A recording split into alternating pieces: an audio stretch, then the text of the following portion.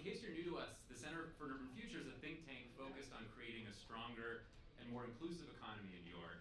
And much of our work focuses on advancing ideas for how to expand access to good jobs and increase pathways to the middle class. We've written extensively about opportunities to better support CUNY students with college and career success, about the power of apprenticeships, about scaling up job training programs that actually work, and about the potential to better support low-income entrepreneurs. But making progress on economic opportunity will be a lot harder if we don't keep the city's economy strong. That means ensuring New York stays competitive with a dynamic, innovative economy that attracts investment and supports good jobs and bolsters small businesses.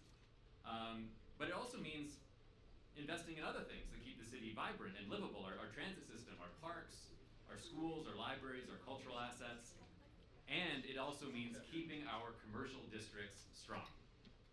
And one district that could be so much stronger is the stretch of 8th Avenue between Penn Station and Times Square.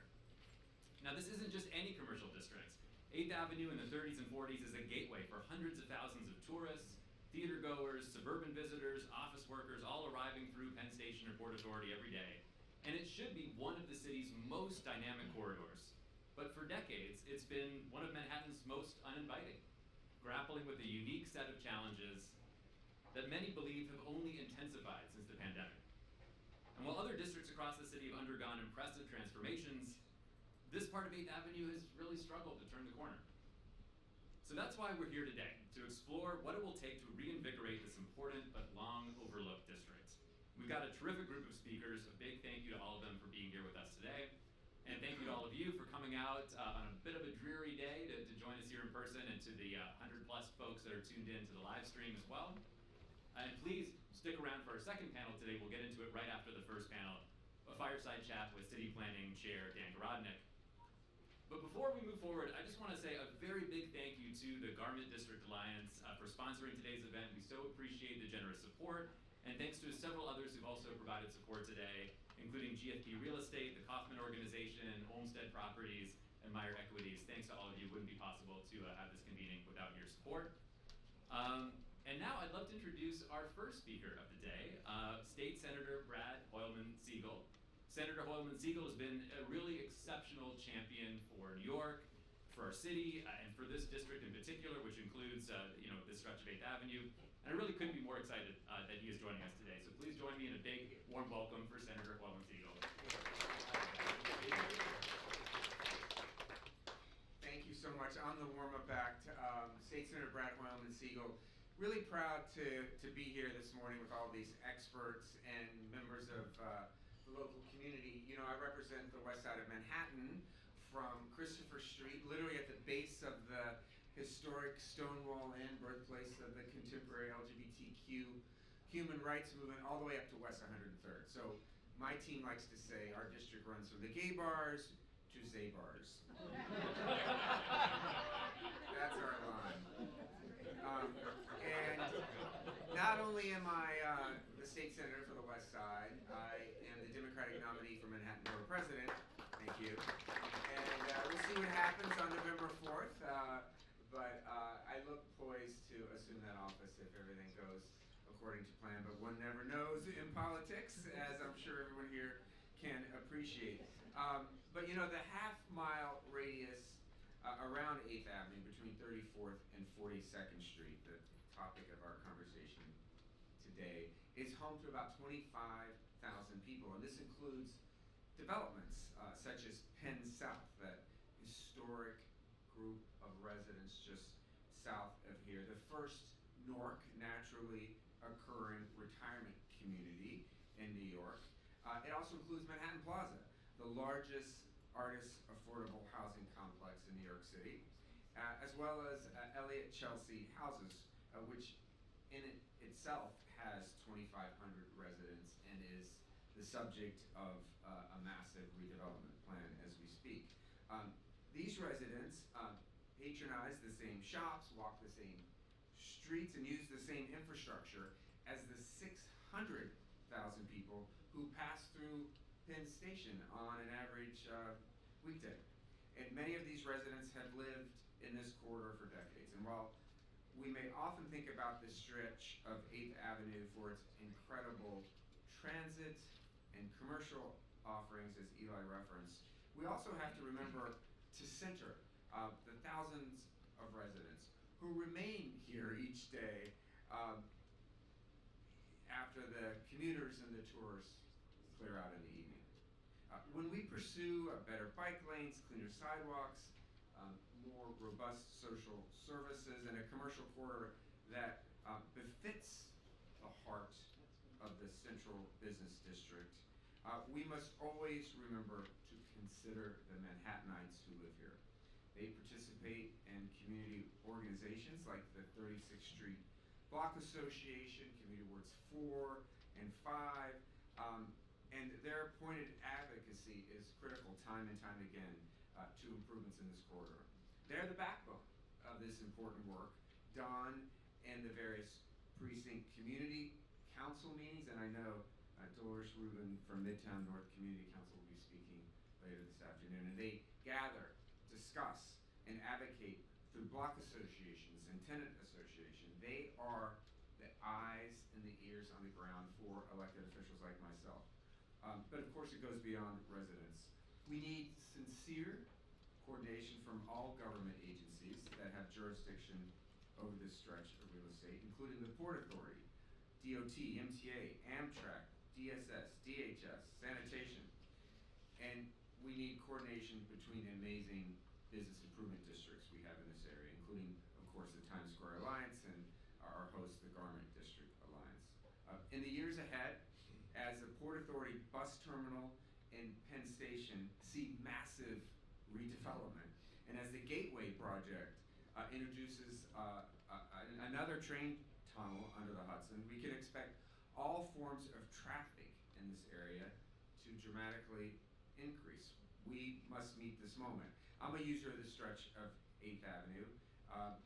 Our office is not far from here on 26th Street, and we hear complaints regularly about people struggling with addiction and mental health, homelessness, empty storefronts, e-bikes, cyclists who are going too fast, and gridlock streets. There's no easy solution to these problems. If there was one, we certainly wouldn't be here today. I know, though, that there's action to be taken at the state level, whether that's mandating the regulation of commercial e-bikes or smoothly renovating the largest bus terminal in North America. But we all have to be partners in this effort. I've been grateful for the active participation of District Attorney Alvin Bragg, among other elected officials, for his work in bringing the Midtown Community Improvement Coalition, or the Midtown Hub, to life. You probably will hear more about it today.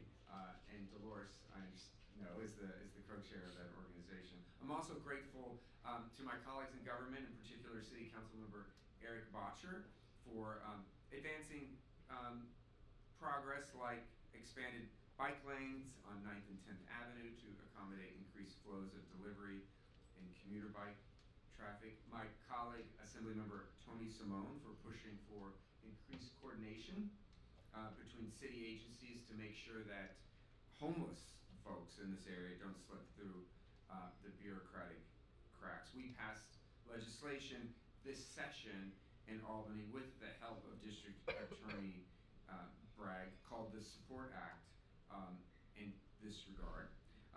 But I want everyone to understand that although this is an economic issue, it's also a very human one. We need solutions to make lives better. So that's why I'm very grateful to the Center for Urban Future for putting this panel together, and for everyone here in the audience this morning to help us strategize. There are special challenges bookending this corridor, and as we are on the precipice, most likely, of a new city administration, and I would say a new Manhattan Borough President, the timing of this morning's conversation couldn't be better. So thank you very much, Eli. Thank you to the participants, and look forward to this enriching conversation. I see Brian Weber and Leslie Bergersen here from Community Ward 4 and local block association. So welcome and thank you. Thank you very much.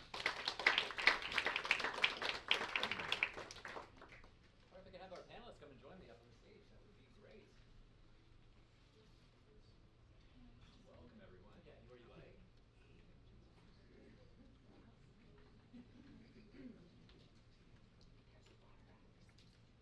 So folks, if you'd like a sip of water, they're right by your seats as well.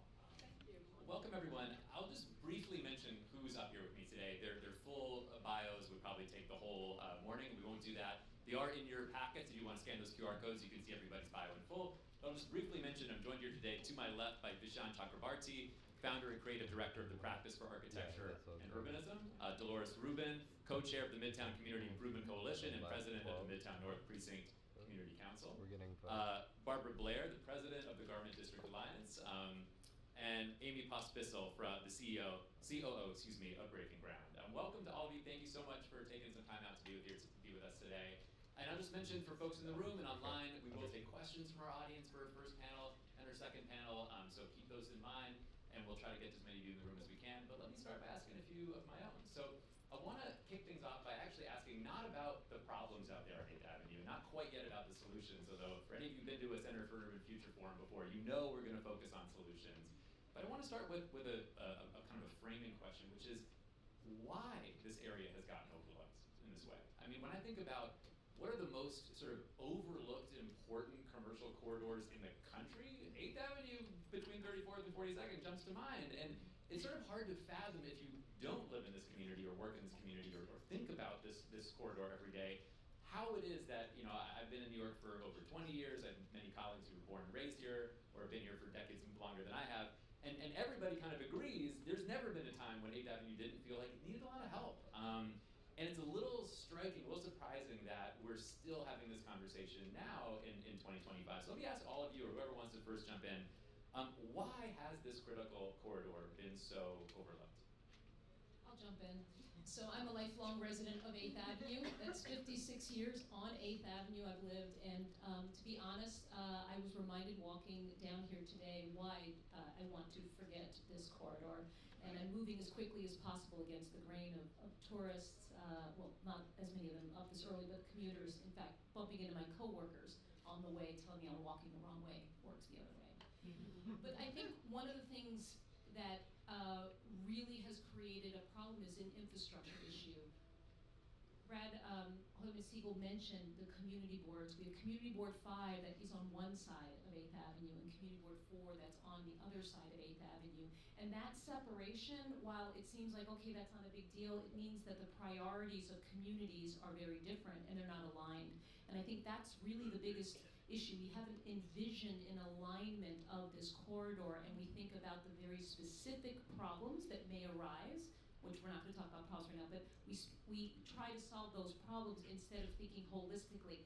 How do we create continuity between the two different communities that are speaking on the very important issues of land use, et cetera, in this area? So on that note, I just want to say, thinking about the divisions between communities and important issues of land use, I'd be remiss if I didn't mention the great Carl Weisbrod could not be here today. Unfortunately, he came down with COVID a few days ago. He's doing fine. He sends his true regrets, and we wish him a speedy recovery. But just a note, unfortunately, Carl is not here for that reason. But picking up on that theme, Barbara, I know you want to jump in. Yeah, tell us a little bit more about why are we having this conversation today after so many years? Well, I have a little different perspective. Dolores has lived here for so many years, commuted here for so many years. Then I think it has to do with the history of the neighborhood. The history of the neighborhood was that the neighborhood was a single sector neighborhood. It was created for that sector, the fashion industry. It remained for that sector for all of its history, despite the fact that the sector has been diminishing since the 1950s at a national, state, and city level. The city has continued to attempt to mitigate the diminishment of that industry, the fashion sector and fashion manufacturing, with various zoning applications, first in 1987, then in 2018, now again this year on August 14th. And I think the idea of using a zoning tool to address a business sector issue is exactly the wrong tool to use, and it's been proven it doesn't work. But what I would say is during that period of time, you didn't have residents here. We have very few residents in the Garment District, fewer per acre than any other district in the 5 boroughs of New York City. So you didn't have a counter narrative to a city and state that persistently for years has dumped social services along 8th Avenue in New York City. So what that means is whether they're shelters, we have 16 shelters in the neighborhood, and Dolores was telling me we have something like 30 if you go up to the 50s on 8th Avenue. We have 5 harm reduction, which are methadone clinics, needle exchanges, those kinds of things. We have a parole board. So because there was no community counter narrative, these uses were all placed on 8th Avenue. And then you anchor that on the north and south side with transportation hubs that bring in their own problems and their own populations. So I used to think, you know, when the Times Square, New York Times building was built, I thought, okay, this is it, there's gonna be a trickle down. Nothing. Then the Hudson Yards was built, beautiful buildings, beautiful everything's beautiful. I thought, okay, we'll get all the back office, you know, and we'll have a robust office market. Nothing. You know, so it's almost like there's a moat around this neighborhood. And there's no connective tissue between this neighborhood and how do I walk along 37th Street to Jacob Javits? That should be a beautiful corridor that all those people that sadly go to Jacob Javits every year can walk along. There needs to be, you know, connective tissue between this neighborhood that is a hole in the donut that is not related to anything else in the central business district that melds it with the central business district. Now, I'm going to shut up in 1 second, Vishan, because I'm going to say there's an opportunity. There's an opportunity. And Lilani and Port Authority Myron and Vernado and Penn Station and Train Daddy, there's a chance now with the billions that are about to be spent as bookends, but the question is, what happens in the middle? Do you improve the block around your facility and the rest stays the way it is? And so the people in this room can solve that problem because you guys live it, see it, and have the brain power to fix it. And so do you, Vishal. Thank you, Barbara. I'm going to pick up on everything that was said and actually go back a little further in history. Both Penn Station and the Port Authority, built at different times, were not built to serve these neighborhoods. They were built as transition zones for people to get to East Midtown and to downtown. When Penn Station was built, now everyone remembers like Penn Station is this glorious, beautiful building. It was a glorious, beautiful building that was built in the land that Penn Central Railroad could acquire at the cheapest amount they could. They were afraid of the neighborhood. The original Penn Station, it's heresy for anyone in the architectural world to criticize the original Penn Station, but I'm going to do it anyway. The original Penn Station had walls around it that were taller than this room, which I guess wouldn't be that hard to do. But you know, it was not, Grand Central was designed as the nation's first transit-oriented development. It was designed to plug into a city. And buildings were built around it, hotels, residents. That's not what Penn Station was about.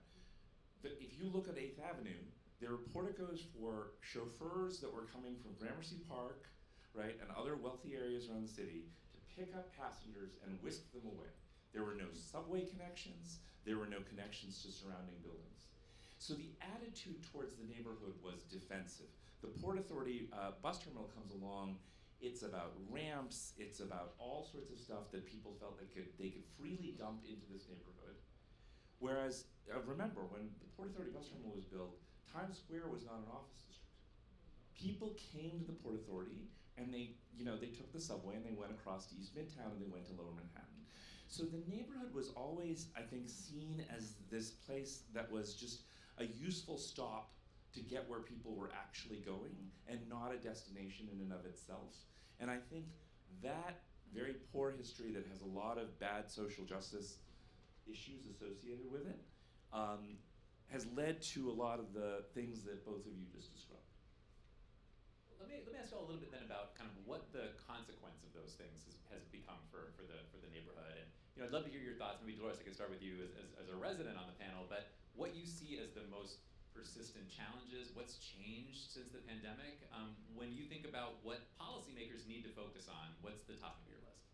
So here I'm going to actually channel a lot of the voice of Brian Weber, who was already mentioned. He's the president of the Midtown South Community Council and lives pretty much on this block. Precinct Community Council. Yes, I got to make sure that I don't get that mixed up with the other organization. But bottom line is that the problems that occur here occur across all of 8th Avenue, and right now the biggest problem is drug use and crime. And that is something that's been imported into the community. We have, as Barbara already mentioned, the vast number of social services that are in this community. And we also heard about how few residents actually initially live in this community. So these social services are not serving the community. These social services are serving the city at large. And the city has enabled this corridor to be a place to continue to add additional services. In fact, we're going to get one that's pretty much down the block that'll be opening soon. And the problem is not the folks that we're trying to help. The problem is that with the laws that are in place at the moment, we create a market for criminals to prey on those very vulnerable people. So right now we have open drug use all up and down not only 8th Avenue, but all of these side streets that Barbara mentioned. And I have never, in my 56 years, ever seen open drug use up until around the pandemic. And that is when we had such a concentration of social services in the area. And again, the problem is not the folks that are suffering. The problem is that they're vulnerable. And so even though not as many shelters are here as was during the pandemic, the drug dealers have stayed, and they know the law and they know how to get around it.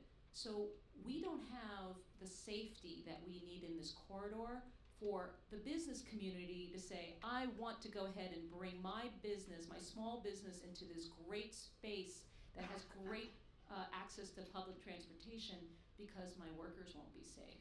Or it doesn't feel as if we can work late, et cetera, things like that. So the biggest issue is, at the moment, it's crime and it's drug related, and it's a problem that can be fixed. It's a problem that collectively, if we have the political will, we can work together to diminish the concentration and allow for, and I'm gonna channel Carl since he's not here, allow for planning which can solve these problems by creating the connective tissue, the continuity, and creating an actual language around what this area, which is the gateway, could be, instead of it being piecemeal and adding random things in and solving for city problems in this community.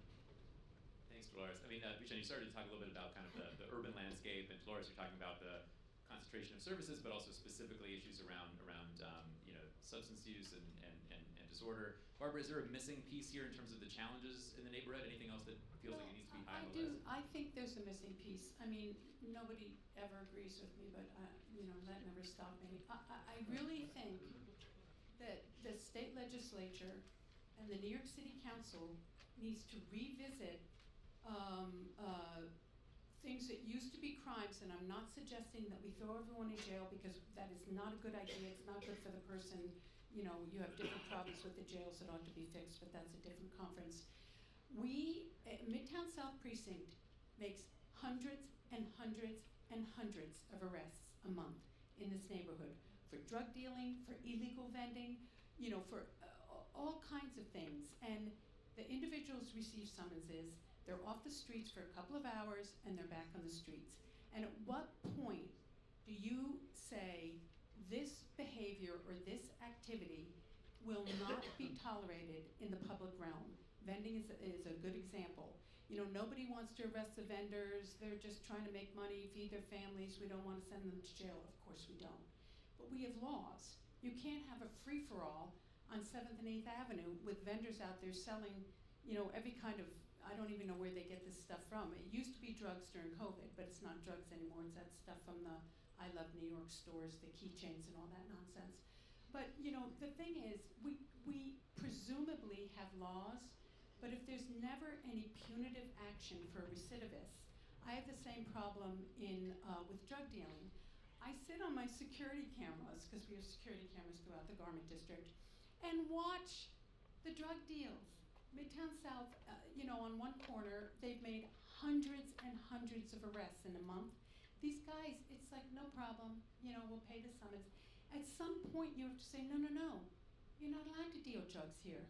You have to go to, the big house or something. I don't know. I mean, I can't solve the problems of the jails today.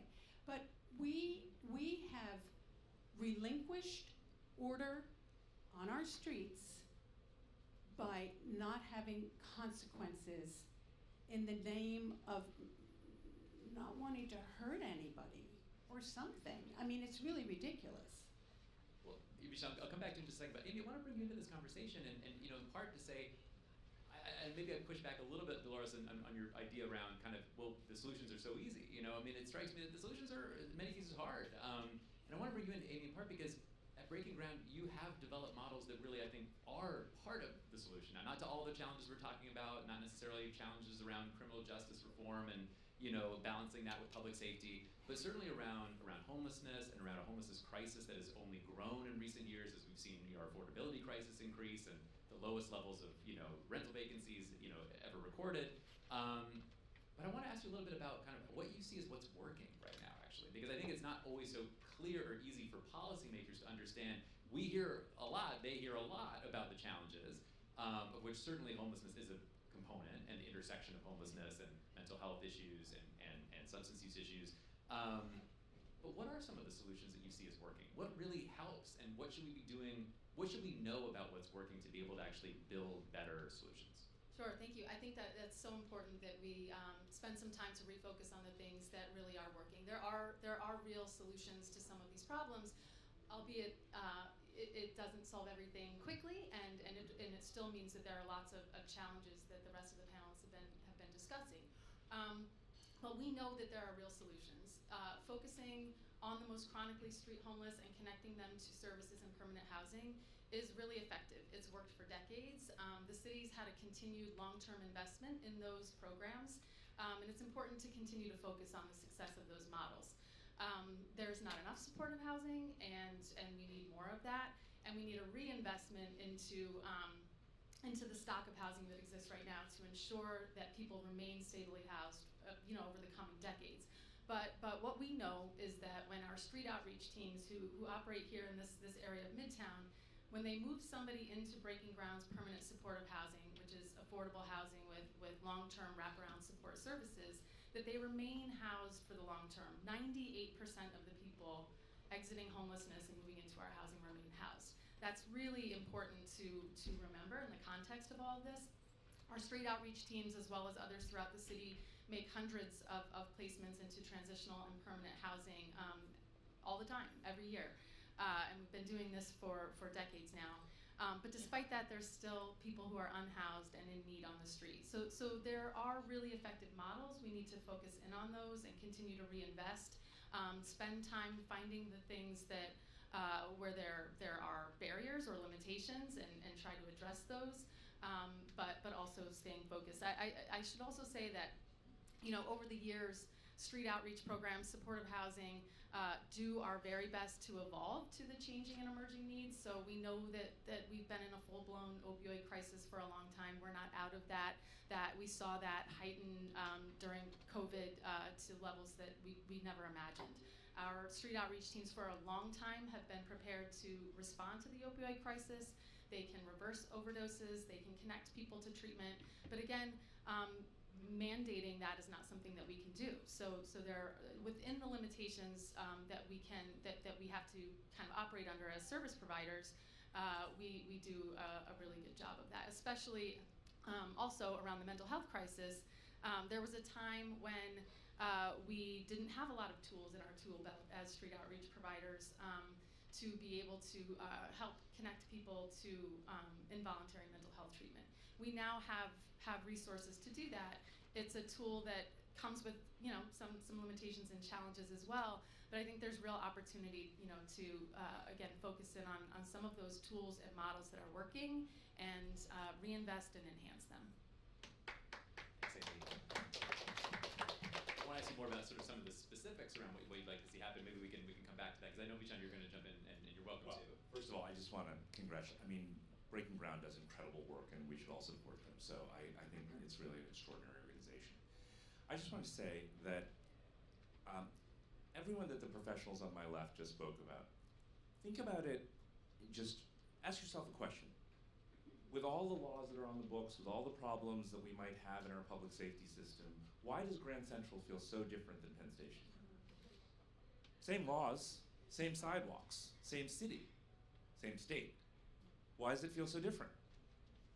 Design matters, right? And look, you know, we say that the solutions are difficult, but this city has confronted this problem before. Bryant Park, Columbus Circle, right? We can go down the list, right? And you know, what I worry about, Times Square, what I worry about is that our politics have shifted around this. And so, the work that Carl Weisbrod led at Times Square, the work that Amanda Burton and I led around the High Line, the work that Dan Biederman led around transforming Bryant Park, there's a whole group of people that are ready to say that was all bad, that gentrified the city, that it made things worse, and I think we really have to question that rhetorical cycle, because it's not clear to me that this alternative of not making things better helps anyone, including the residents that Senator Hoylman Siegel spoke about in his opening comments. I'm not sure anyone who lives in Manhattan Plaza or Fulton Elliott Chelsea benefits from us not making the appropriate interventions in the public realm, right? And just because things look nicer, right, and feel nicer, that doesn't mean that they're not for everyone, right? Grand Central is for everyone. And we can do this, but I'm really worried. So we, for a few years, the MTA led the Penn Station process. We had the leadership of the MTA consistently, publicly, saying that 8th Avenue was a backdoor. Public record, right? That is like incredibly old thinking from when we thought of 8th Avenue as an edge, not a center. So I'm going back to your hole in the donut formulation, Barbara, because I think you're absolutely right. It's this old school mentality that thinks that somehow these edges of the city don't matter, right? And so now we have Train Daddy, who's taking over Penn Station. I'm the most hopeful I've ever been.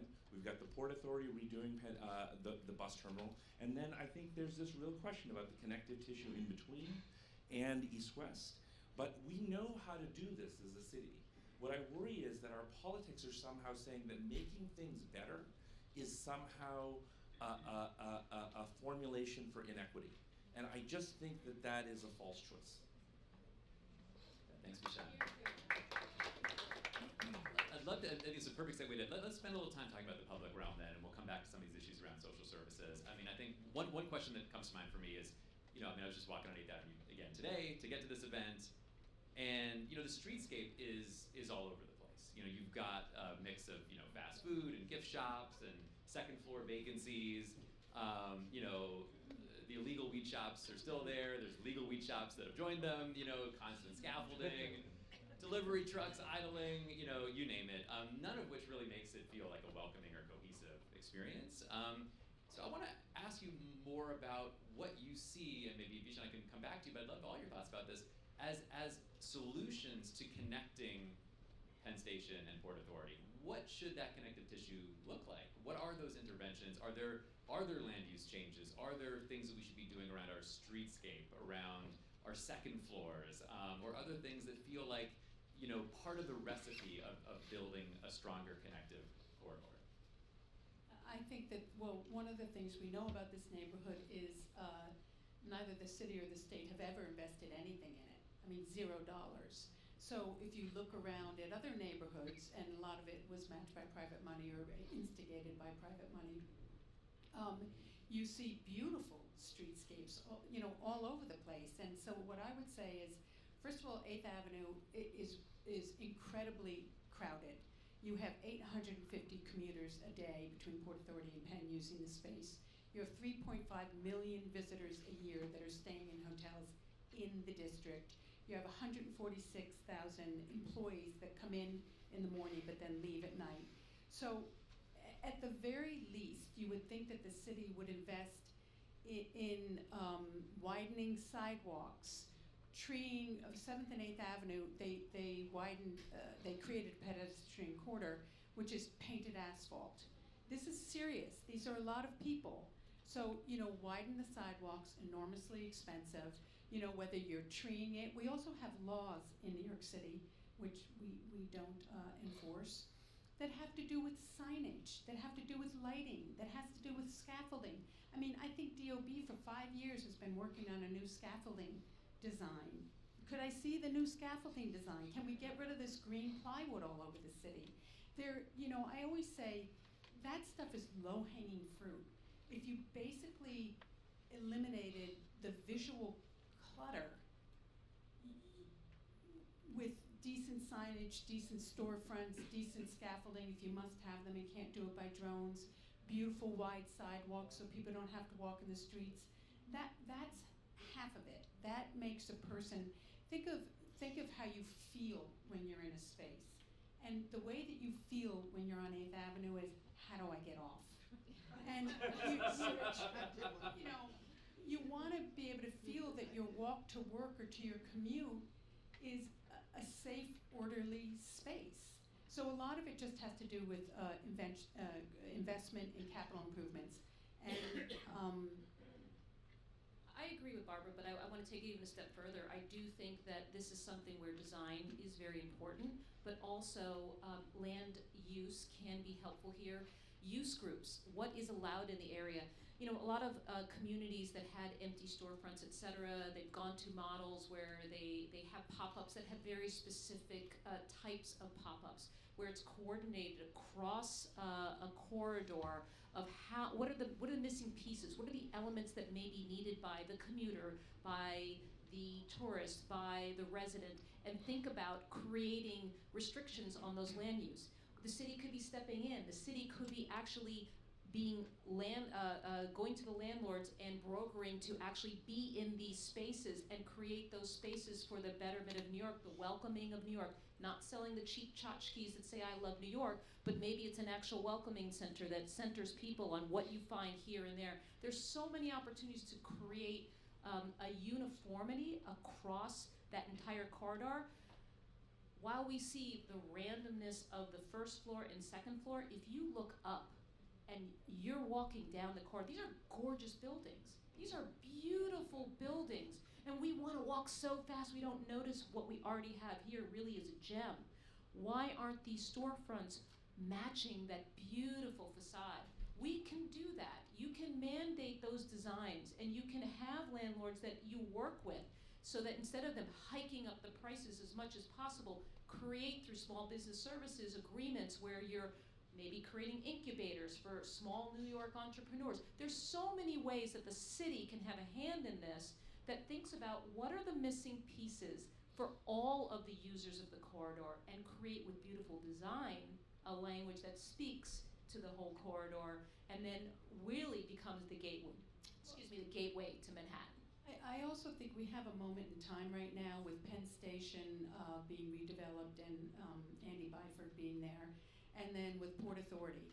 And what you really want is those improvements to bleed into the middle.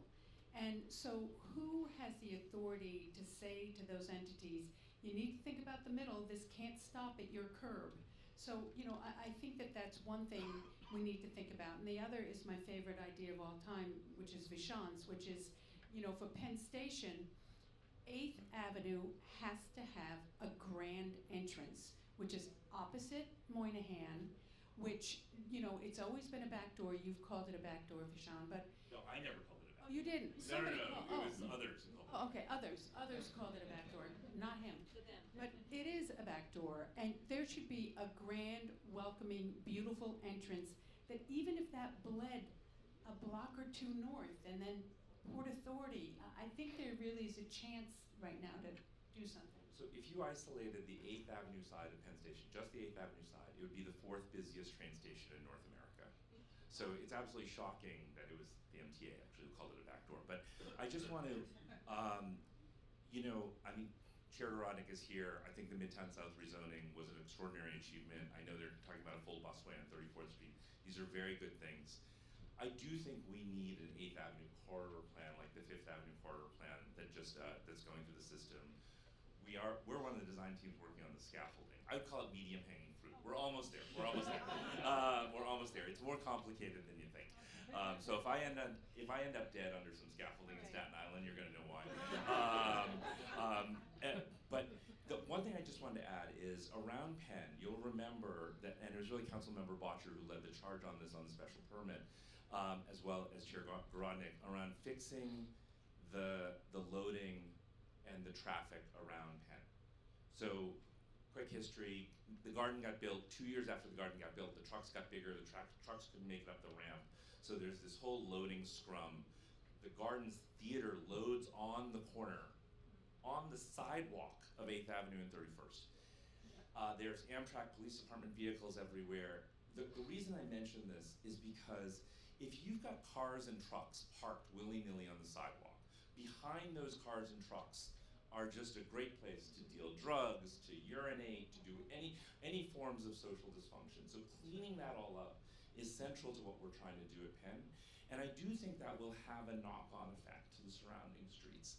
Because again, we know from history, if you fix Bryant Park, it creates this extraordinary real estate value around it, which then starts to change the neighborhood.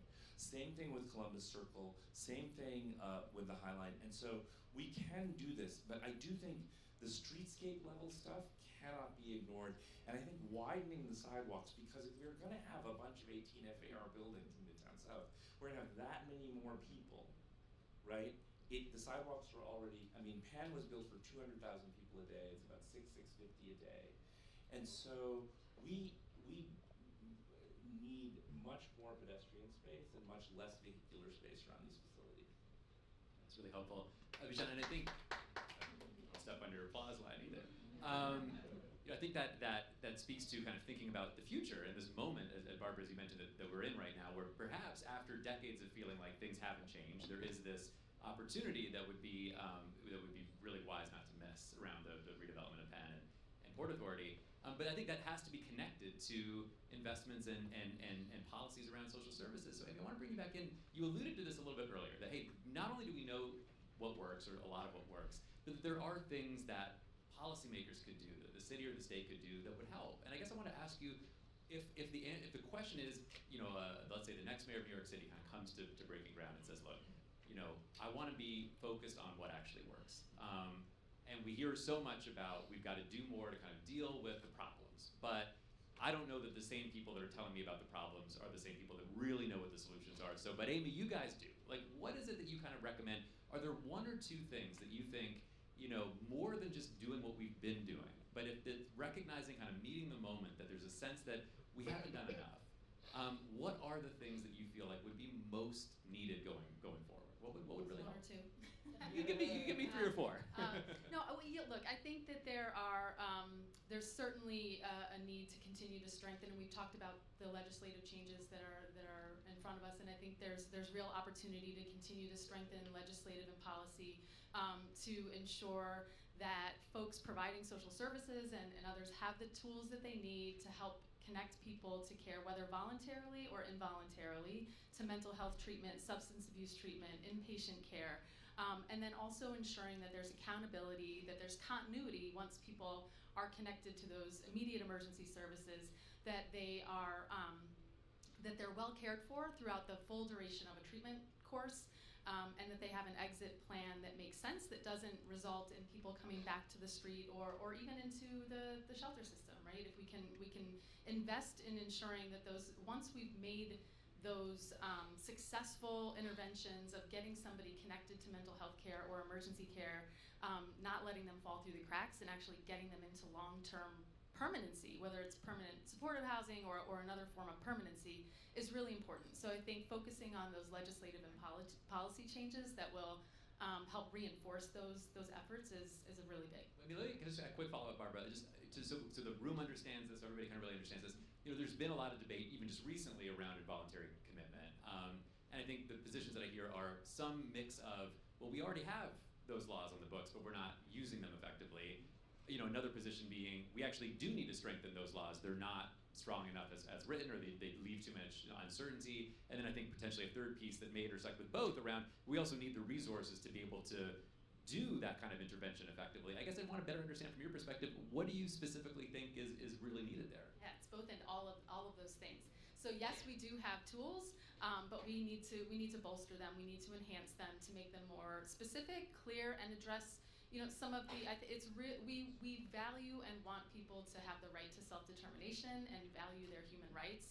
And also there are people who are unable to care for themselves and who are languishing on our streets that need to be connected to care. And there's, I think, even where there is legislation and policy, it can be interpreted in a variety of ways depending on who's applying the intervention. So strengthening that and clarifying that. Also taking a hard look at the resources that providers have to do those specific clinical interventions, because that's only for example, in our city-funded street outreach programs, that's a portion of the work that we do. It's a portion of our funding, but it's not all of our funding. So we certainly can't have licensed clinicians being in every single nook and cranny of Midtown Manhattan. We have clinicians on our team who can do this work, but it's strategic, it's limited. There's not enough of those clinicians to do that work.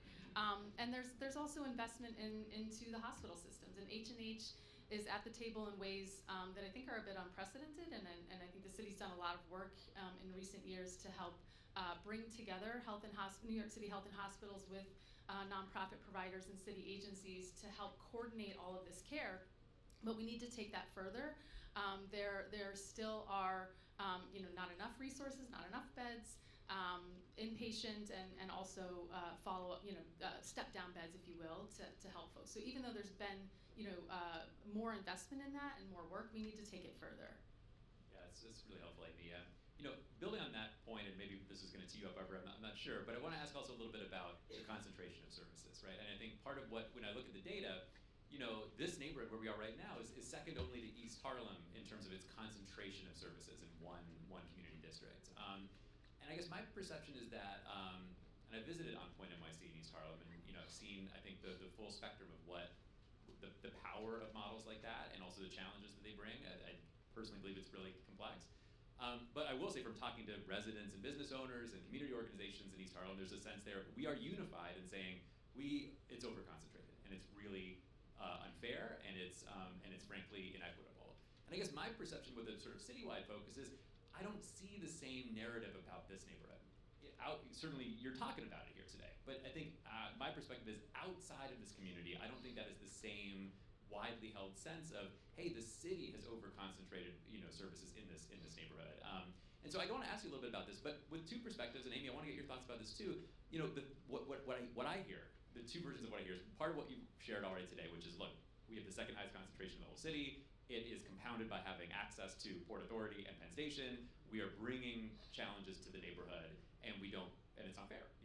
I think one of the other perspectives I hear is, well, services need to be cited where the problems are, and so it becomes a little bit of this kind of chicken or the egg around, but we have, maybe through policy and other things, created more of the problem here, but as a result, it does exist here. How do we provide services where they're needed? So I want to ask you a little bit about that whole set of issues. Where should those services be? How do you navigate the challenge, the challenge between, well, we do have entrenched problems here, so we need services where the problems are, but we also see the totally disproportionate concentration here. So make no mistake, social services have been in this community for decades. And we have not seen the problems that we have today until around the pandemic. And a lot of that was having brought in the temporary sheltering of the congregate sheltered residents to this area because the hotels were empty. Again, importing that problem here, many of those folks went back to their regular shelter locations. However, the drug dealers in that market stayed, and then there was more of an argument after having that many in the hotels to say, well, this area still has buildings available. There are landlords that still would be willing to go ahead and put us. It's basically that we've been a quick fix. For decades, social services have been here and have been part of the community. This is a welcoming community. We don't even know when we walk past certain buildings that it might be a Project Find building, or it might be a Fountain House building, because they're well run and they're well organized and they're right sized. But when you concentrate so many different organizations and you also have very large facilities, you bring an element in that you can't control. And that element is everything else that shows up at the doorstep where you have vulnerable populations. The key would really be making sure that when you do planning, that you understand what is around the area, and that goes for any type of planning. You have a great idea for a building, a gorgeous design. You're a starchitect, not you, you are a starchitect. A starchitect that's gonna build the greatest building, and it's gonna really transform the neighborhood, but you aren't paying attention that around the corner there's 5 other really, really huge buildings. It impacts the infrastructure. The concentration is the problem. I think the size of the facilities are the problem, because again, I've grown up in this neighborhood where I have social services literally in my 4 square block area. I probably have 10 different facilities. And I've never known that they were really there because they're run really well and they're the right size. You know, buildings don't make neighborhoods, people make neighborhoods. And I think part of, your observation about East Harlem is really interesting. I think part of it is, very unfairly, a lot of people don't think of this as a neighborhood. You know, you also, I mean, where Dolores started with 8th Avenue being a dividing line between 2 community boards, right? And like, people think of Chelsea as a neighborhood, people think of Hell's Kitchen as a neighborhood. But I think people think of this as a place of transience. And that's gonna bring transience, right? And so I think that again, the streetscape plan, wouldn't it be lovely to have some better open space in this neighborhood that would help to define it as a neighborhood, right?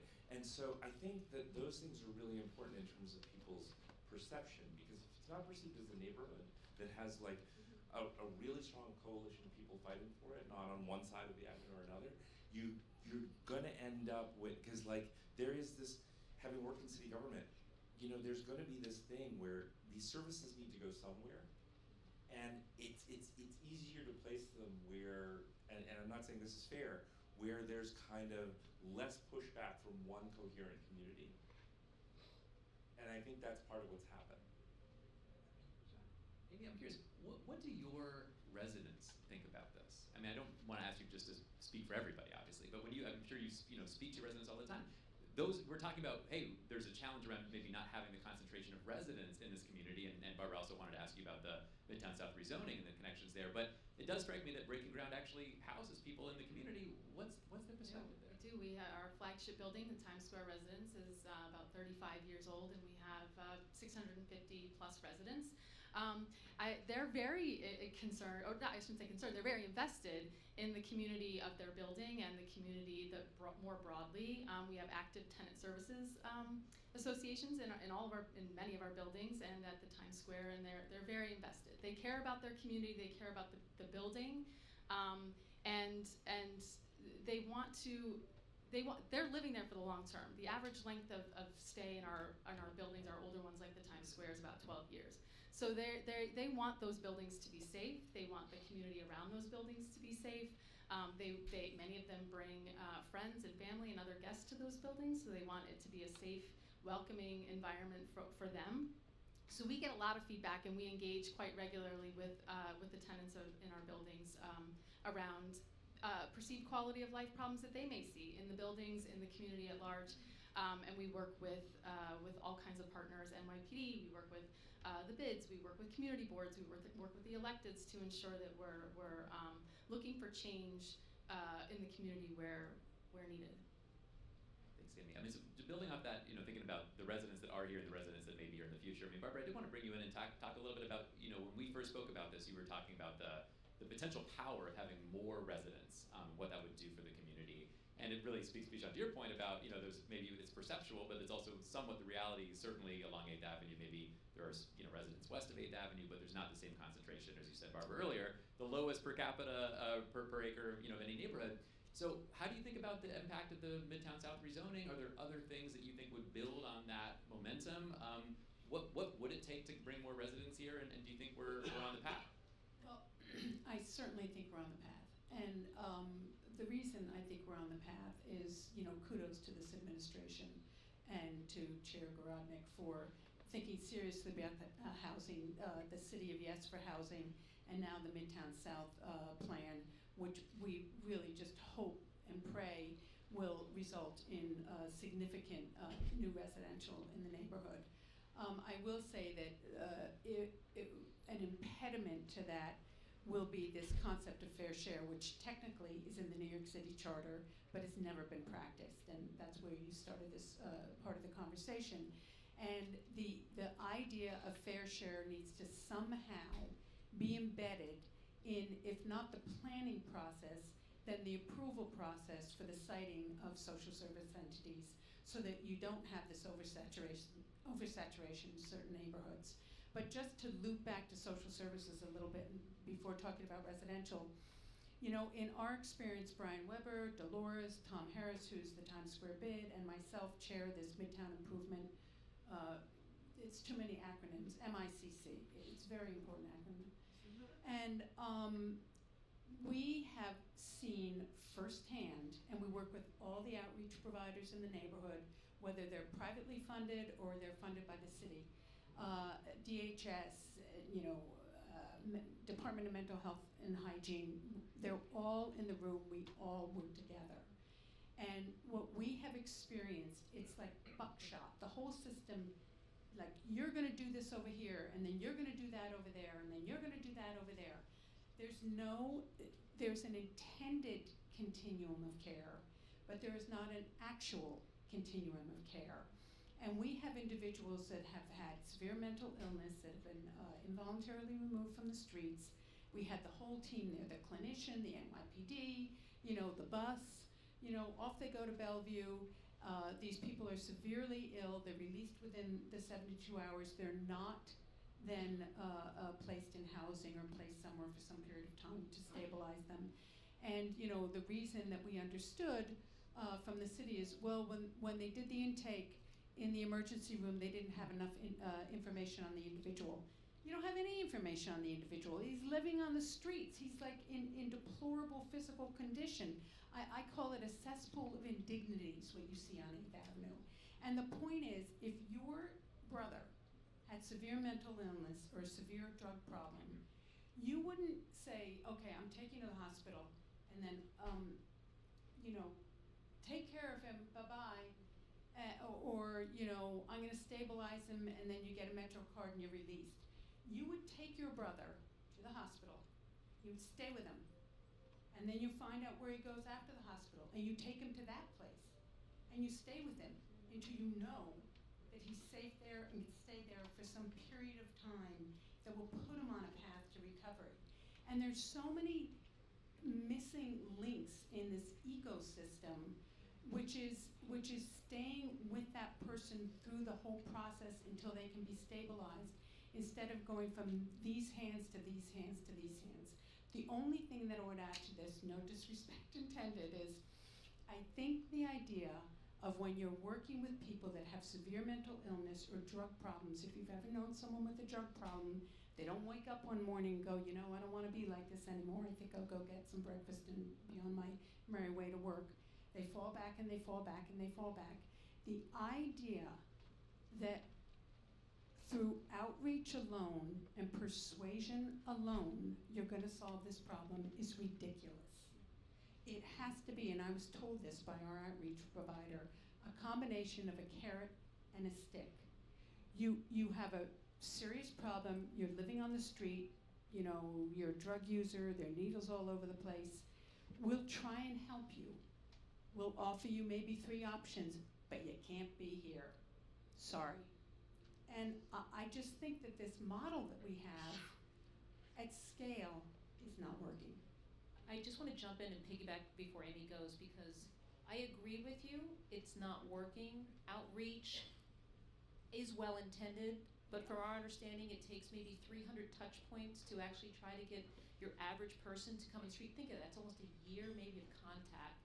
What you just described, a continuum of care, if our resources were changed so that you actually were working from start to finish with that person, using the laws that are on the book to go ahead and get them the care, but actually identifying with the medical system who they are, what they need, et cetera, and staying with them, that may be a more efficient way, a more humane way, and a more economical way to be caring for overall for the person, instead of allowing them to languish longer and longer and deteriorate in front of our eyes on our streets for maybe up to a year, because you're trying to build the rapport enough to have them agree that maybe they'll come in. So. I need to be really clear about something. 100% of the people that are living unsheltered on our streets are not the most severely mentally ill people that we're talking about in this context. So when we talk about outreach and how it works and the success of it, it is really successful. These interventions, the engagement, the building trust and rapport, connecting them to needed services, and ultimately permanent housing really works for the majority of people. What folks don't see are the hundreds of people who are connected to services and housing every single year, citywide, right? Every single year. What you see are the people that we've not yet been able to help because of how extremely complicated their mental health, substance use, and other issues are, right? Those are the most complicated folks.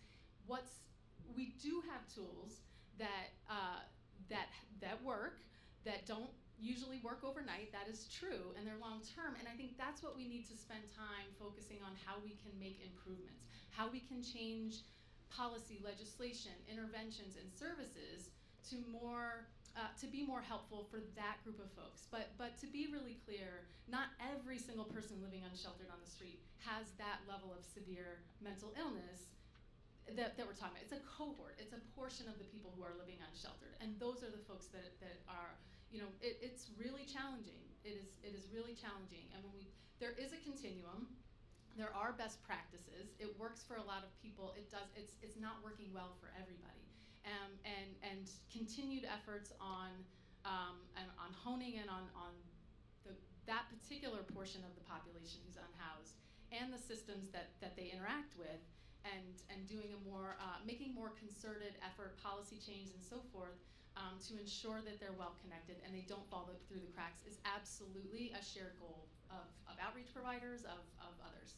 Well, let me ask you all then, just building off of that point, a couple of other ideas from all of you, or maybe one idea from each of you. I was just, certainly we have the Democratic nominee for Manhattan Borough President here in the room. I hear there's a decent chance he'll take office in January.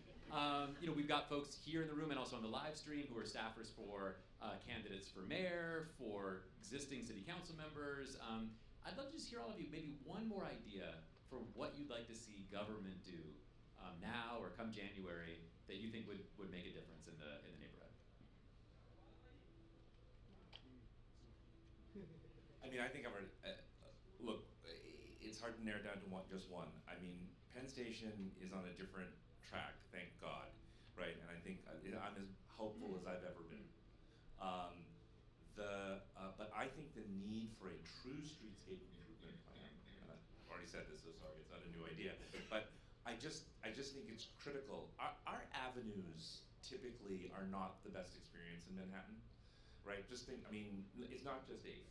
7th ain't no great shakes either, right? And so a lot of it is the look and feel that comes from the tremendous amount of traffic.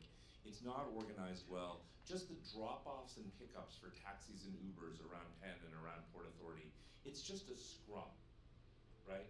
And so we need to have the same kind of intensity of streetscape effort that's going on 5th Avenue right now, happening really on all of our avenues, but especially Ace.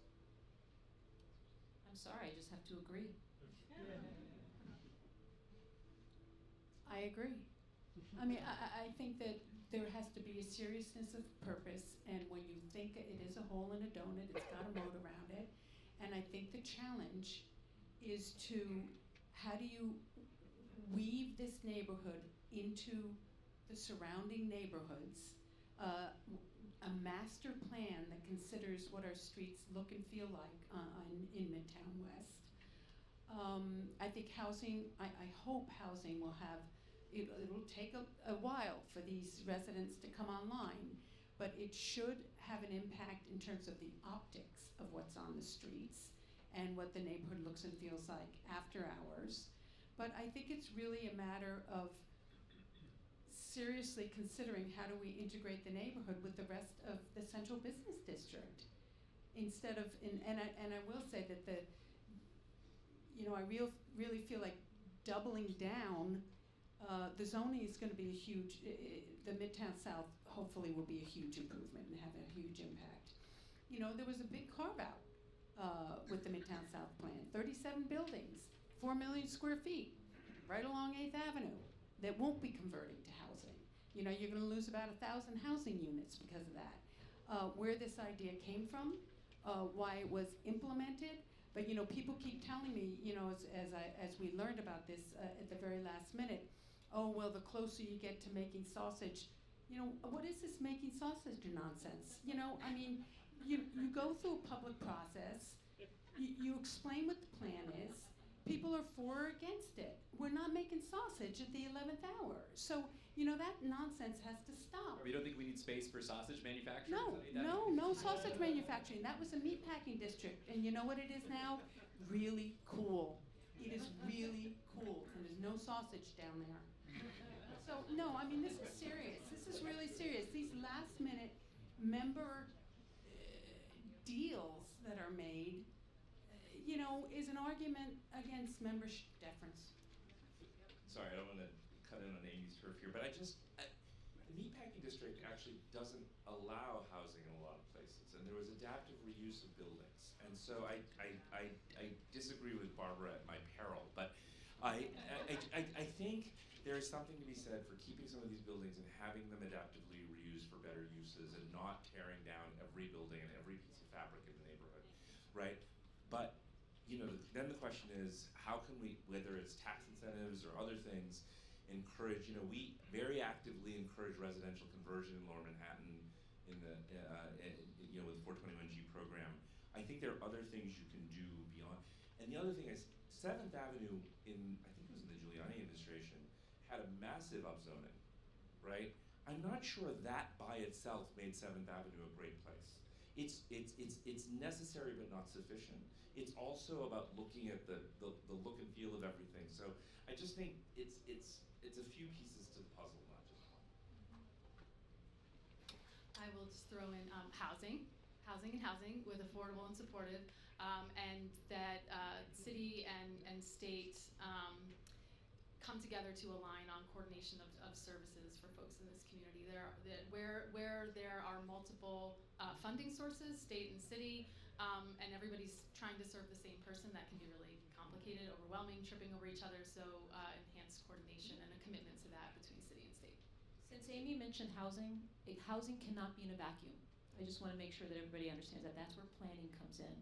Because if we don't have infrastructure in place for more police, more fire, more schools, for being able to bring in affordable grocery, all those things, all you have is a bunch of buildings, and you do gentrify it because a lot of the market rate is going to bring in businesses that are to that price point. So it needs to be coordinated, it needs to be thoughtful, it needs to also recognize what is in the existing community already, and how do you marry that with your vision, but also with what are the holes, what are the needs. It can't be done in a vacuum. So no small number of things for the next Manhattan Borough President to tackle. But I want to turn over actually to our audience for at least a few minutes, and then we're going to move right into our second discussion. But we do have time for at least one or two questions, so I'd love to see some hands. My colleagues have microphones. I'll start right here, right in the middle row. We'll bring a microphone over to you. Just let us know your name, if you're here with an organization, and please keep your question short. Right there. Just put your hand back up. Yep, thank you. We'll get to as many as we can. Hi, my name is Shelley Miller. I'm with the ICA group. So much in my mind, but I want to focus it. First, I have to say I was surprised that so much of this panel has been a discussion of homelessness and the drug issue. I was expecting really something very different. And it made me think, I left in like the late 70s, came back in like mid 80s. And when I left in the late 70s, like the homeless was not a thing. You had hobos on, you know, the Bowery, and that was it. And I asked my mother, like, who are these people outside? And she said, the homeless. I'm like, what's that? So something very specific happened at that time. Some public policy, some places I understand were closed down. And I wonder if we should not look at that, talking about, you know, laws and policies, and maybe they need to be reopened. But I'm sorry, I think Barbara, I have to disagree with you when you said, oh, if it was your brother. I had a sister who had an addiction problem. And no, it's not like that at all. And there are very strong laws on the books because it's America, because you have constitutional rights, because the law, you cannot actually force them. And I also am a former prosecutor, so I can tell you that you can make all the penalty things you want. That is not going to be the answer. So I really did like hearing finally when you start talking about housing, and I think this would be like mixed income housing. But I'm wondering too, is there a place for like small businesses maybe in the reuse of those? Because there's a problem with commercial affordability too. You know, and maybe that should be part of it. Of course, my group works with developing cooperatives and employee ownership, which we think is a great thing for localization and revitalizing neighborhoods, and wondering what you guys might think about some of those. I think you're 100% right. Small businesses, we need to focus on them.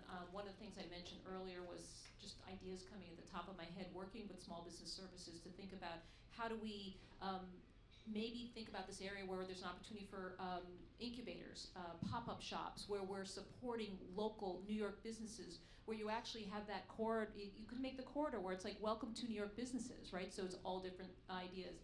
I think that one of the things that I've seen is that many landlords can hold out for a very long time without any penalties with an empty storefront, and are waiting for that very big box store to come in, or the high dollar merchant to come in, instead of providing incentives, which maybe these are things our electeds can think about, incentives where we actually encourage more mom and pops, where we encourage more incubators, local merchants, et cetera, and find ways to keep those rents down, to be even maybe provide a subsidy so that we can cultivate a community of small businesses that caters to all of the people that come through the corridor. Well, I think, Dolores, residential will help that. I mean, one of the biggest arguments and one of the primary reasons we were so supportive of MSMX is because if you bring in a new stakeholder group that's there 24/7, that has an affiliation and an attachment to the neighborhood, you're going to get better ground floor retail, you're going to have 24/7 use, you're going to have new pedestrians that are there on weekends and in the evening.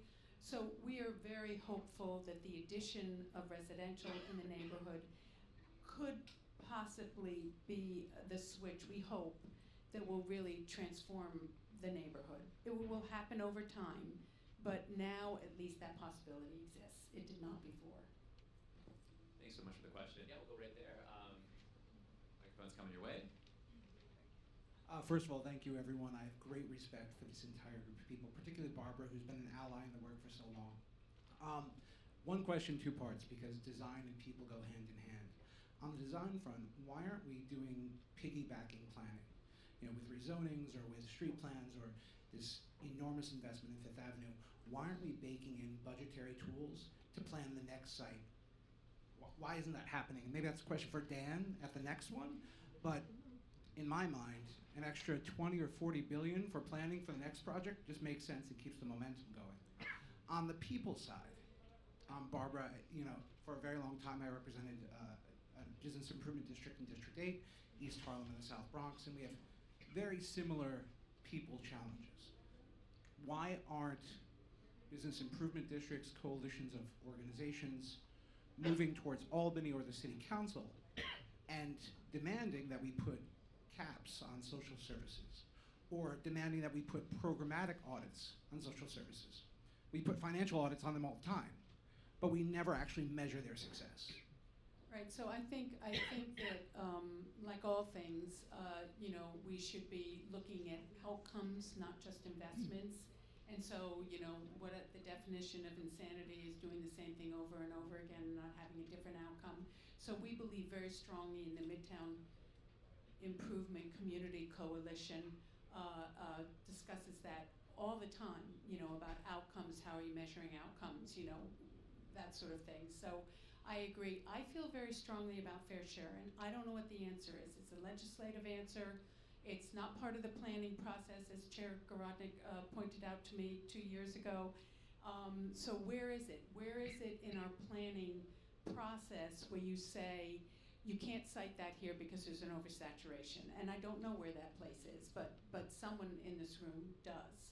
And then the other thing I would say is the New York City Bid Coalition has been going to Albany the past number of years, and I will say that we've been very gratified over the last 2 years with both Senator Hoylman Siegel and Assemblymember Simone, because they are responding to many of the challenges that we've placed before them in terms of our ability to move people off the street that are in severe need. So, but I do agree that I think we have to really sort of re-envision what is the system.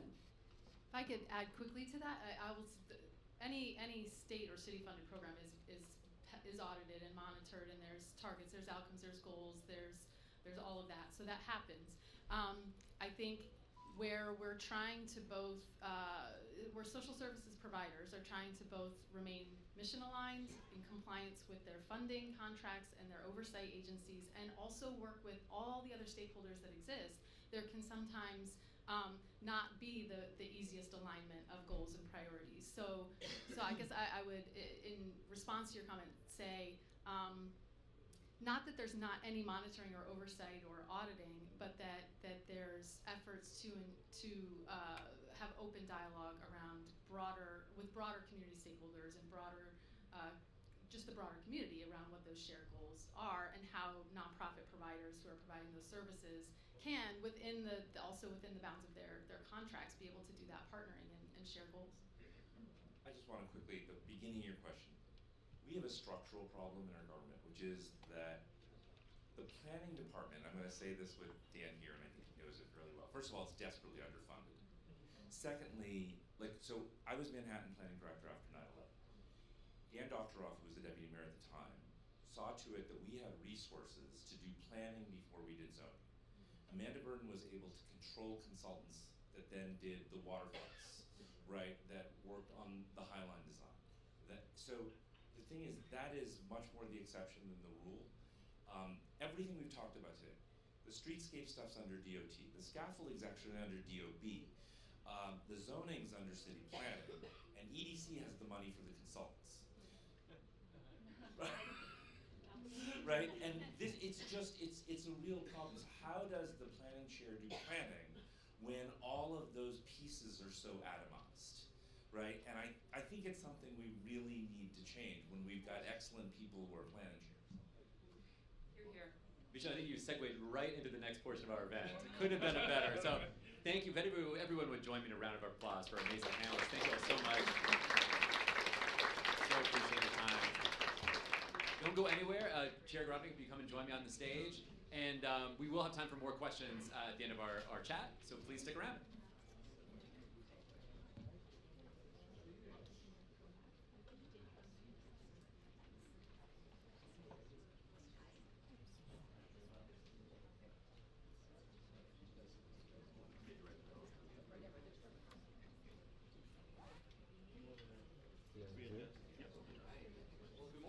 Good morning.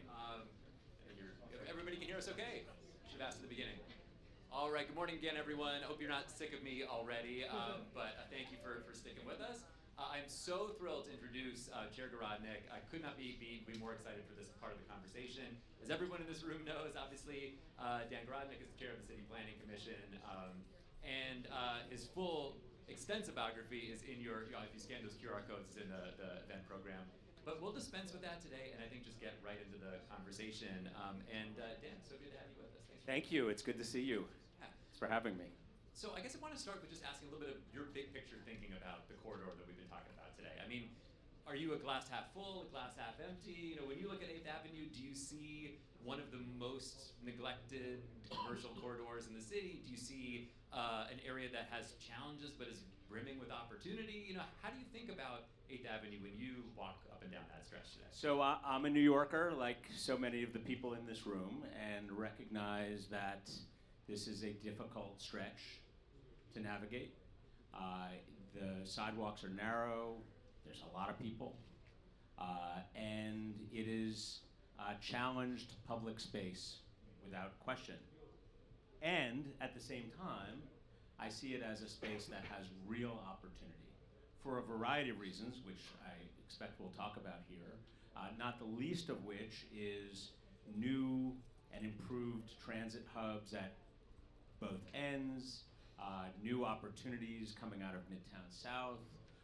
So to me, great opportunities here, a real chance for us to use the moment that we are in to do something exciting and transformative. And I was listening to the last panel. It sounded like there was a high level of agreement on some of the physical fixes which might help to animate those changes. So I think this is a great and exciting moment for 8th Avenue. Well, let's talk about a little bit about maybe meeting that moment. I mean, when you kind of think about what the tools are at the city's disposal, the mayor's disposal within city planning, I think there was a lot of consensus on that first panel about the rare, perhaps unprecedented opportunity to align this planning and then investment with what's already happening at Penn Station and Port Authority. I guess I'd love your thoughts about what do you see as the biggest needs from a planning perspective, and also what would be needed to realize that opportunity? How do you actually, what role does the city play in developing that connective tissue when you have multi-billion-dollar projects that are already well underway? Yeah, well, the city is central to that conversation. The streets and sidewalks are the location where you can make so much of the physical change, and they are very much under the control of the City of New York and the Department of Transportation. And when you consider a brand new Port Authority bus terminal, which we approved at the City Planning Commission and Council, when you consider the future of Penn Station, regardless of whatever the configuration ends up being, it will be better on 8th Avenue. And the changes that we're seeing in the Midtown South rezoning, with the possibility of new housing units, and a lot of them, this is a great time for the city to be thinking about what the physical space should look like between those bookends, if you will. And those are tools that are at the city's disposal. The city does it quite well when it's focused and is interested in taking on a corridor. The city is looking at it right now actively on 5th Avenue and the Broadway vision. And there are great opportunities, I think, to do that right on 8th Avenue too. And the time is really right because of all the changes that we are anticipating in the coming years. Well, I'd love to ask you, tell me a little bit more about some of the lessons you think have been learned, or maybe are in the process of being learned, about some of those other corridor reimaginings. And you've been involved in your time in government in several projects along those lines. But whether it's what's happening right now on 5th Avenue, or has happened over the past decades on Broadway, or in Hudson Square, Lower Manhattan, or elsewhere around the city, what do you take away from those efforts? What do you see as been kind of the key to their success? Or specifically, where do you see things from other parts of the city that you think that really would apply to 8th Avenue? Well, I think that what the goal should be, and what the goal is fundamentally for all of these transformative streetscape plans, is an experience which you can feel as somebody who is walking down the street. It is calmer. It is safer. There's more green. There is room to maneuver. A lot of these things are significantly lacking on 8th Avenue today. The primacy of people in the design. We're talking about two of the city's, region's, country's most important transit hubs on either end of this conversation. That urgently calls for a streetscape that is working for people who have to move and who are using mass transit in the most significant possible way. So the lessons are really about the feeling that you have as a pedestrian for safety, the ability to breathe, the ability to move, and having the people experience over everything else. So I'd love to talk a little bit about what's already in the works that may impact what this corridor looks like in the future. I think, as everybody in this room knows, you've been, I think it's safe to say, you've been busy over the past few years.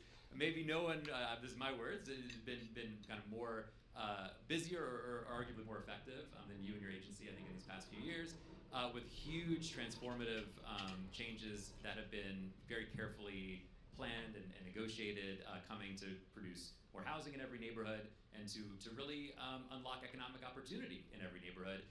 And this is certainly a neighborhood that needs both of those things. And then on top of that, just a few days ago, we saw the City Council approve the Midtown South mixed-use rezoning. Congratulations to you and your team there. I think if you all were a New York sports team, you by far have the best record of anybody in the city. And that's no easy feat in a city with as many dissenting opinions as this one. So I want to ask you a little bit about those things, Chair, and a couple things in particular. One, what you see as the potential of the Midtown South rezoning for 8th Avenue. What should folks in this room know? What should advocates and planners and policy thinkers know about what's coming and what could be done to maximize the benefits there? But also, maybe we start there, but also I'd love to get your thoughts more broadly about City of Yes, for housing, for economic opportunity, for sustainability. What could or should that look like along 8th Avenue if all the stakeholders here could kind of get behind realizing or creating more of that opportunity? So let's first talk about the Midtown South mixed-use plan. So as many, if not all of you know, this proposal is now the law, and the rules have now changed, was a neighborhood plan coming out of the city. So it's not infrequent that the city would embark upon making significant land use changes in a particular neighborhood where there's perceived to be a real need. In this administration, we have done it in the East Bronx near Metro North stations, which are coming to Parkchester, Van Nest, and Morris Park. We have done it on Atlantic Avenue in Brooklyn. Also underway are Jamaica and Long Island City in Queens, and this one, the Midtown South mixed-use plan. Why did we look at this area specifically? Well, for a few reasons. Most importantly, it was simply unfathomable that in an area this central and with a housing crisis as dire as we have it, and with great access to transit and amenities and everything and jobs and everything that Manhattan has to offer, that we would not allow housing to be built in Midtown South. There were 4 quadrants where they were zoned for manufacturing only.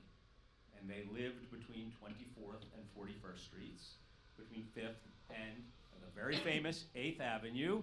And they, if you wanted to do a ground-up residential construction, or you wanted to convert an office building to housing, you couldn't.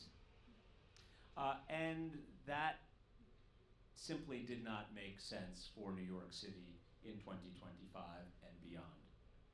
So we put together a plan working with elected officials, community stakeholders, to think about how we could do this most effectively and how we could enable housing while continuing to support existing businesses, manufacturing, commercial, other, and to create a 24/7 mixed-use community. And we changed the zoning rules, in short.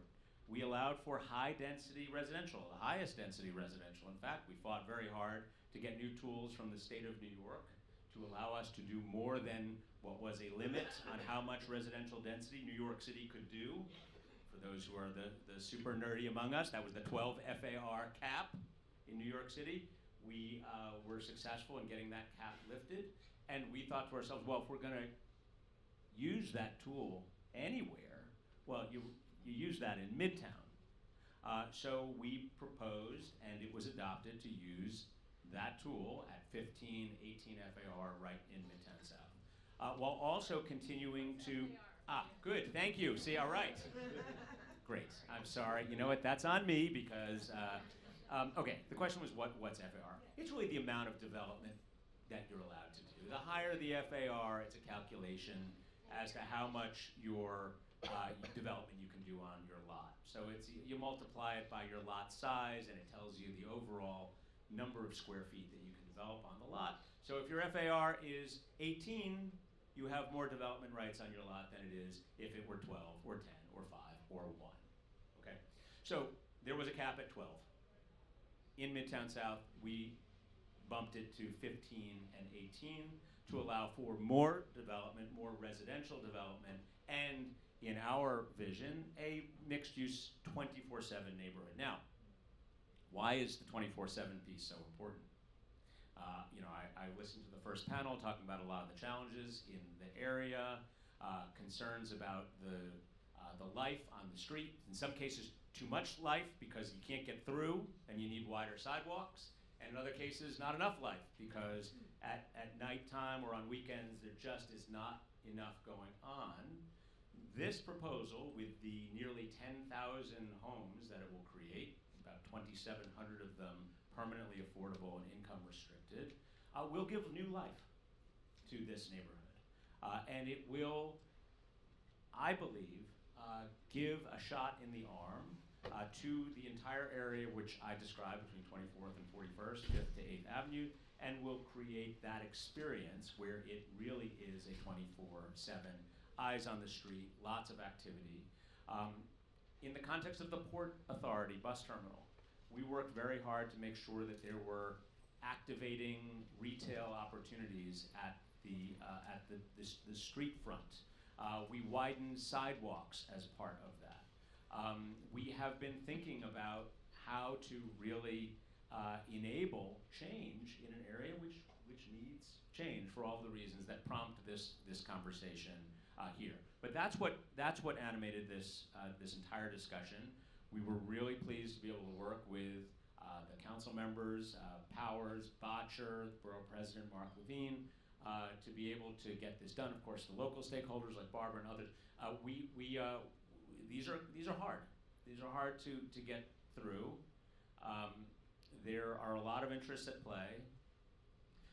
We have been successful in getting neighborhood plans through to date because we've been very careful about what we're proposing, how we're working with community stakeholders, and thinking about where we really need to invest our energy. This clearly was one of those places, and so it passed.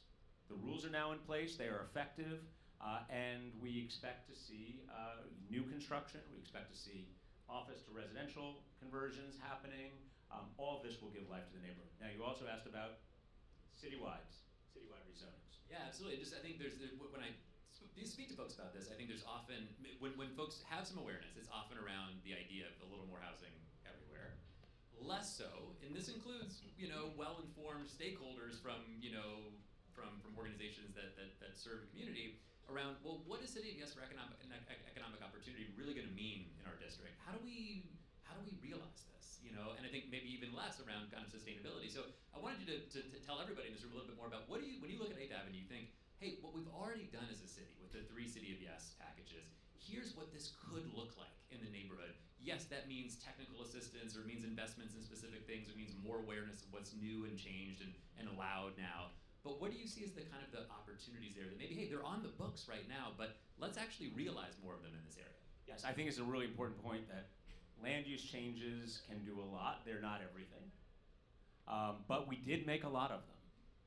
And we've made a lot of them within the last 12 to 15 months, which do take a minute to take hold, obviously, because New York City, while we can change our rules, we don't flip a switch and then all of a sudden a new building goes up. That is not, we don't have magical powers. We have rulemaking powers and legislative powers and zoning powers, but it does require somebody to look at the rules that we have delivered and decide that it actually is worth their time and energy to actually make use of them. So let's talk about some of the rules that we put in place that actually themselves could help 8th Avenue. So we talked about the Midtown South rezoning. That's significant. What we didn't talk about was, in connection with that plan, also allowing for incentives for buildings to add public plazas or investments in street trees or improvements to local parks, all part of that plan. But as it relates to zoning changes, we approved in the city in the last year and a half 3 citywide text amendments to our zoning, citywide in scale. So if you consider a neighborhood planning process to be difficult, a citywide process is even more complicated. We did it 3 times, and it was our City of Yes initiatives. One was for the environment, or City of Yes for carbon neutrality. One was for economic opportunity, and one was for housing. I believe the primary opportunities for 8th Avenue and the neighborhood that come out of those proposals come out of economic opportunity and from the housing proposal. How so? Well, our City of Yes for Economic Opportunity initiative was designed to make sure that New York City's own rules were not impeding our ability to deliver on our policy goals as related to economic development. And you will not be surprised to know that when we did a deep dive into our own zoning resolution, we found a lot of stuff in there that was actually working at cross purposes with our own goals. True on the environment too, by the way. We saw lots of references to things like typewriter repair shops and airline ticketing offices and model car hobby shops, but no real accommodation for, say, modern manufacturing like a 3D printer or virtual reality gaming, things which you didn't have in 1961, but you do have today.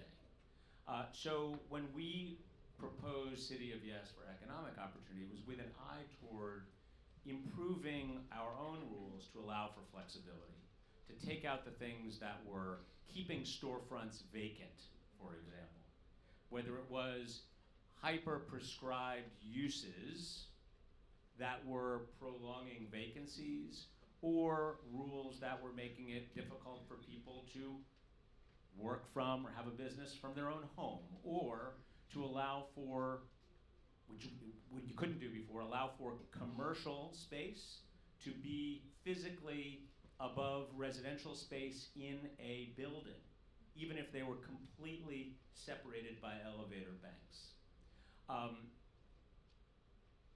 We wanted to make sure that we could do modern manufacturing, and to do it not just in manufacturing zones. So when we talk about the zoning resolution, in 1961, manufacturing really is like, think cement factory. That's how I think of it. I think manufacturing 1961 equals, for zoning purposes, how do you protect human beings from being right next to a cement factory? 3D printing is not that. Jewelry making is not that.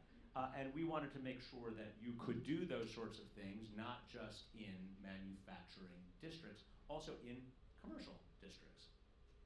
So that creates an opportunity for much more light manufacturing in many more quadrants and areas of the city, including in the one that we're talking about here. It was the largest expansion of manufacturing in 60 years because it was simply not allowed to do a lot of the things that people can very comfortably live with in commercial districts, couldn't do them in commercial districts. So all of this is to say, City of Yes for Economic Opportunity wanted to deal with rules that were laughably outdated and were in our own way.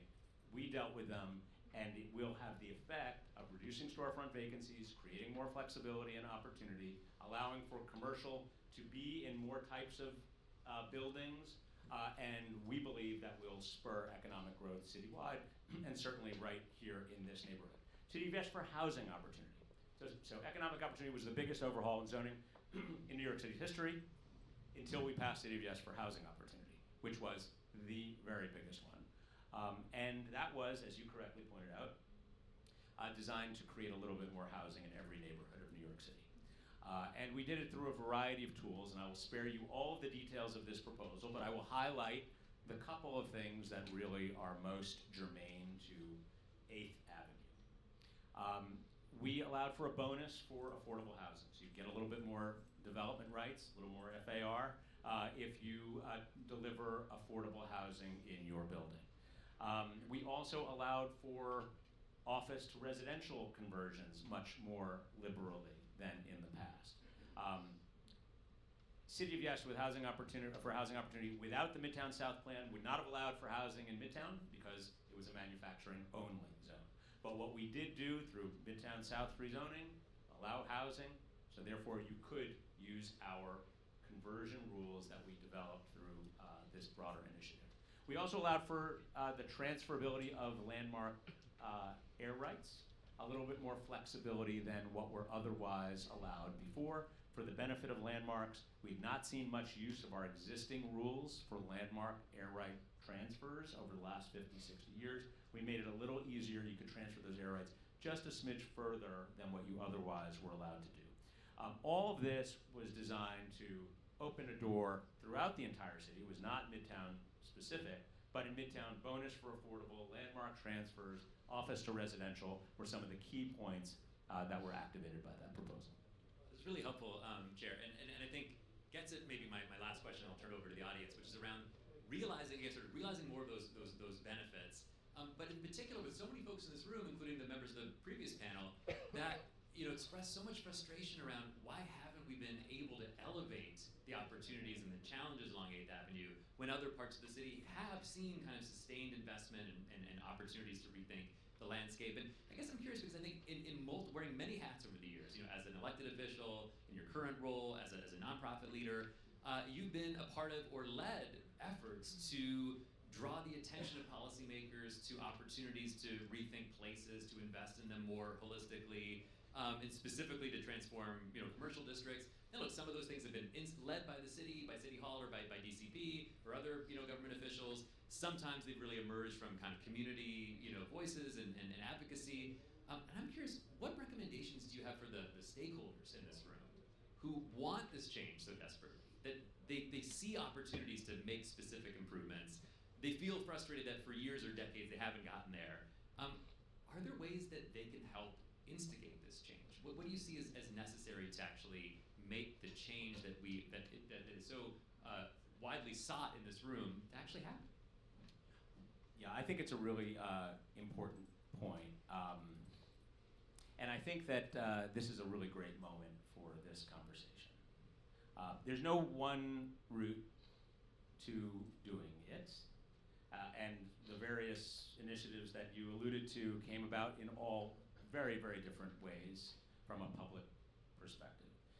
But most importantly here, I believe that between a renovated Port Authority and anticipated Penn Station reconstruction, Midtown South's rezoning, the conversion of a significant office building in Times Square, 5 Times Square, which will create 1,250 apartments. There is really a moment for us as a city to focus the attention on this stretch. So I would continue to make your voices heard to elected officials, the ones who are coming in, the ones who are sticking around, and to encourage them to prioritize this area for public investment and public improvement. It clearly is the right time based on all of those dynamics at play, and people who are frustrated saying, well, should have happened 10 years ago, 20 years ago, they may be right. And this is a unique moment that we're in. There's a lot of things that are actually happening that had not been happening 10 or 20 years ago, that are happening right now, that make for a very strong argument as to why the city can and should rethink this corridor in a renewed way. Thanks so much, Dan. Well, giving a little optimism to this room, we'll turn it over to them and see where their questions land. We have time for maybe 3 or so. We'll get as many as we can. And we'll start right here because I know you had your hand up, sir, earlier. And we'll come around to you, let us know your name. If you're here with an organization, please keep them brief. We'll get to as many as we can. Hi, I'm David Sigmund. I'm a member of Community Board 5. I'm not speaking in that capacity today, but I think the chair is kind of uniquely positioned to answer these questions because you have the elective experience and now you're within city planning. But part of what we saw with Midtown South, which really applies generally to rezonings, is that it's a zoning process. It's not an anything else process. It's defined by the city environmental quality review process. Things are in scope or out of scope. It's a very narrow, defined process. It attracts plenty of heat, but it's very defined. The money piece of it, okay, we've passed Midtown South, now what do we need to create a neighborhood there, or we've passed City of Yes, what do we need to do to stop flooding? That piece happens separately. It's not as open. Limited number of people are involved in the process. It happens in a very narrow period of time after the zoning piece is done. And it's really it doesn't get the attention it deserves because there's no process created around it. And so we saw this in Midtown South. There were opportunities to address widening on 8th Avenue, on 7th Avenue, but the bulk of the money went into Broadway Vision as a green space solution and as a continuation of an existing DOT program. So decisions were made, but they were not made in the same way that zoning decisions were made. So there was a lot of money that went into Midtown South. There was $1 billion that went into City of Yes, but the people in this room did not attend public hearings to do a participatory budgeting process to decide where that money should go. So I guess the question here is becoming more structurally, more of a process-oriented, associated with zoning to look at these kinds of investments that should be happening and do happen at the same time, but making it more of a public process. Oh, it's an excellent question. And it's clearly correct to say that the overwhelming amount of the engagement, because that's the part that's defined by the city charter, is in the context of the land use changes themselves. State and city environmental rules that you talked about, they define what one must do as it relates to identifying potential impacts. The charter defines when you engage Community Board 5 and other community boards in the process, and the borough president and the city council. The questions about when and how the city makes specific investments in relationship to these plans, is part of the conversation, but does not get resolved until usually the very end. And I recognize that is something which means that we frequently hear from community stakeholders what their desires are for city investment, and we can't quite deliver it at the moment that the community board is considering, which I think is to the frustration of community board members, and also to the borough presidents.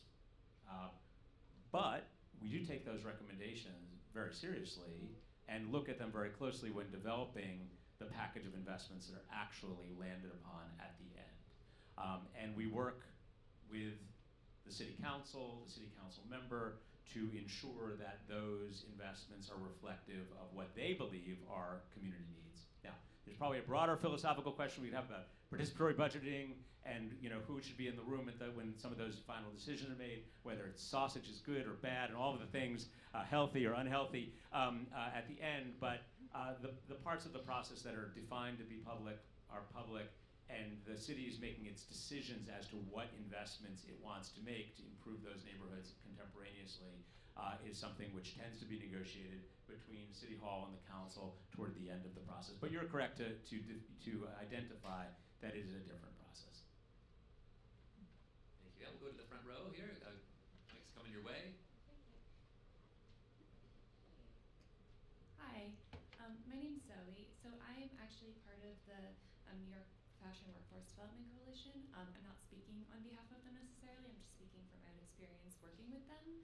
But I have been talking to a lot of the small fashion businesses in the area, and obviously this avenue runs right through the middle of our industry and our ecosystem. And already many of these businesses have said to me over and over again that they are being priced out by the cost of rent. And with all of this incoming development and this avenue becoming a new glossy area, with all of this exciting new change, I think that there's a real fear, or at least I have a concern, that it will become very expensive, that the people coming into this space will be big corporations who can afford to pay premium prices, and that this ecosystem, which is really founded on small and mid-sized businesses, that the fashion industry as a whole, we contribute $90 billion a year to New York City's economy. We also support Broadway, which contributes $14.7 billion. We support the film industry and the TV industry, which contributes, I think it's $81.6 billion. So, I mean, this is a serious, if this ecosystem that we build upon, our industry sits on top of, crumbles, this will have large ramifications of all of New York. And I think that I have heard very little about the fashion industry in this conversation, and I'm just trying to bring this up because I think it's a real concern. If we lose these businesses, we lose a cultural asset to New York, we lose a larger piece of our city, and we really need to think about that in these huge changes, that we're not only prioritizing big businesses, but these mom and pops that really hold down a bigger part of New York. Thank you for that. So let me note, we did have a lot of conversation about the fashion industry in the context of the actual rezoning plan. And obviously, that's only a part of what we're talking about here today. But I think that you're right to shine a spotlight on the fashion industry as a really important industry that we want to make sure that New York City is offering whatever tools that we can to make sure that it succeeds. We discussed this extensively with fashion industry advocates, manufacturers through the deliberation of the Midtown South rezoning. And the things that I would identify, just to try to be responsive, are number one, we found that the existing rules were not really working very well for anybody to begin with. So fashion manufacturers were complaining about the concerns that you're raising here before the rezoning. They were concerned about being priced out. They were concerned about, competing globally with manufacturers who can operate in other contexts with less cost. These were real issues. The zoning rules were not helping anybody. There were a lot of vacant spaces and buildings. They were not giving the life, the customer base that fashion industry businesses frequently need. And the city was very careful in developing rules that allowed for all of those businesses to continue to operate. So there's nothing about these rules which say anything about you can't any longer be the fashion industry. We want to make sure that that sticks around and that it is supported. The city also made investments into the fashion industry as part of this plan. Some of the stuff was at the 11th hour, but there were investments that the city made to be able to strengthen and support the fashion industry.